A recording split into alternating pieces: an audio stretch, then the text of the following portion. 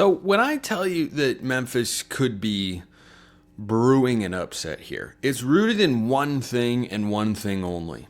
They haven't played a football game since November 16th. Yeah, that's right. So Memphis is off a bye. Tulane is playing their sixth consecutive football game here. Now, the last time such a discussion was brought up in a college football game that involved a top 25 team, it was Oregon going to Wisconsin. They were playing their eighth straight game. Wisconsin was at home, off a bye. Oregon was favored by 13.5, and Oregon won the game by 3 whole points. Just the 3 points. Now, the difference here, and a key one between those games, Tulane's at home. Tulane is at home in the cozy confines of New Orleans, a city I've always wanted to go to, by the way. Not just because Tulane has got a worthwhile football program, but it's one of the great food cities in America I've always wanted to visit. Hopefully I can cross that off my bucket list one day. But biggest matchup here is not an individual position group or an individual player. It's an entire side of the ball. And any one of those things can work to define a particular college football game. But in this one, I'm watching how the Tulane defense plays against this Memphis offense. When you've got extra time to prepare, that tends to favor the offense. And Seth Hennigan for Memphis this year, he's been good. Darian Mensah on the other side for Tulane rather, he's been good. Spam Risk giving me a phone call right now in the middle of recording my segment. The audacity of Spam Risk to not know what I'm doing and why it's important. So Tulane over its last 3 games against this Memphis offense, it's allowing 9 points per game. 9 points per game. Here are Memphis's point totals since beginning American Athletic Conference play. 21. Oh, that's not that good. 52, 33, 36, 27, 53. Yeah. They can move the football. They can really move the football. And when you talk about quarterbacks that are wildly underrated in college football this year, I hope Seth Hennigan's at the top of the list. I don't know if he can get an extra year of eligibility. He's a senior this season, but he's been really, really good. So Memphis is a 13.5 point dog. I'm definitely taking the points. Definitely taking the points. But John Sumrall, boy, does that guy have a case to be coach of the year in the American? Yes. Does he have a case to be coach of the year nationally? You can make that argument. What other coach in his first year can just take a handoff from Willie Fritz like a track race with a baton and seamlessly continue sprinting into first place? They're unbeaten in American Athletic Conference play. They're a 2-touchdown favorite for a reason. I do think Tulane wins the football game. I do. But I like Memphis to cover. I think the bye, the offense, Seth Hennigan and the way he's playing, I'm taking the Tigers here to win I'm taking Tulane to win the football game, but the Tigers to cover. Tulane 34, Memphis 24. But I tell you what, that's a game I am going to thoroughly enjoy watching this week. That game, by the way, I believe it's on a Friday. That game is on, beg your pardon. That's a Thursday game, hence why I'm talking about it today. I remember why I put things in my notes. Sometimes, maybe, every now and then. Okay, anyway, moving on. Let's talk about Boise State. So, Oregon State ordinarily would be due for an emotional letdown here because last week they played Washington State in the Pac-12 championship game. De facto, they're not actually giving a trophy for that game, but people will always remember that Oregon State pulled the upset 41-38 against a porous Washington State defense. They were able to get probably their biggest win of the year. Corvallis needed that victory in a big way. Now they have to go on the road to Boise. They're about a 20-point dog. Ordinarily, I'd say, emotional letdown spot. That's not going to go very well. And you know what? It might not. But I'll take Oregon State to cover because I think Oregon State did more than just win an important football game. I think they figured something out on offense. Now, the Boise State defense, better than Washington State.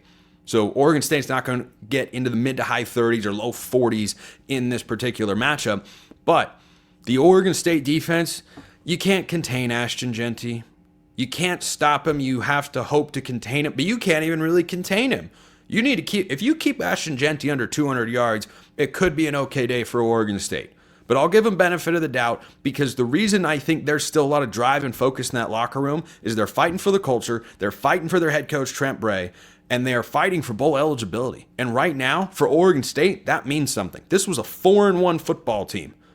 A 4-1 that had lost 6 straight games and pulled the Washington State win out of the hat. So 35-20, I'll take Boise State to win. But Ashton Jeanty, against this Oregon State defense, He could be in for a day that really starts to pad his Heisman stats and propels him on the way to New York City, where I think he should be a finalist either way.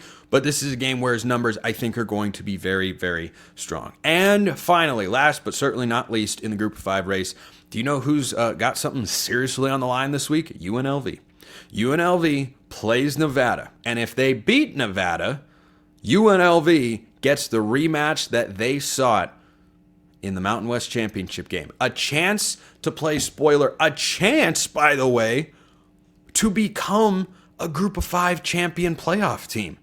UNLV, remember, is ranked in the top 25. They're outside the top 20. I believe the number 22 going into this week against Nevada, who's not a great team, but not as bad of a team as you probably thought coming into the year. They're currently sitting with 3 wins, and yeah, that's what they're going to end with, because UNLV is a much better team. They are at home, but UNLV is number 22. And do you know what the consideration is for the Mountain West Championship game if there is no head-to-head tiebreaker for them in Colorado State? They got some help from Fresno State last week. The answer is who's ranked higher. The first tiebreaker, if there's no head-to-head, is, well, who's ranked higher in the college football playoff rankings? Oh, that's UNLV, because Colorado State isn't ranked, nor will they be. So UNLV winning in. They've got everything to play for, favored by 17.5. I think they win. I think they cover as well. I think this is a statement game for UNLV, and they carry all the momentum that they can going into that Mountain West Championship game against Boise State, where the rematch, boy, it's going to be fun. Recently had UNLV wide receiver Ricky White III on the show, and he has spoken about the strength of the culture in that UNLV locker room that Barry Odom has cultivated. It's going to draw attention, shall we say, in a good way, because players will say, hey, UNLV, that's a place where we can now get to the playoff. That's a place where we can win a conference championship. It's also going to draw attention from programs that have coaching vacancies. North Carolina. Just watch for it. I heard Josh Pate suggest it the other day on his show, and it clicked in my head as, yeah, I could absolutely see Barry Odom being a coaching candidate for North Carolina. I don't know that that's going to happen. I hope that distraction doesn't leak in. I hope UNLV gets the opportunity to play out this season for all it can be, because don't overlook the fact that if Tulane were to lose this week against Memphis, or if they were to lose in the American Conference Championship game against Army, UNLV would be the highest ranked Group of 5 conference champion. The Big 12 champion would get the bye that they deserve. Under the rules, I don't like auto bids anywhere for any reason. I think they're completely and utterly ridiculous, but I digress. UNLV's path to getting into the playoff, it's just not that far-fetched. Beat Nevada, they're going to.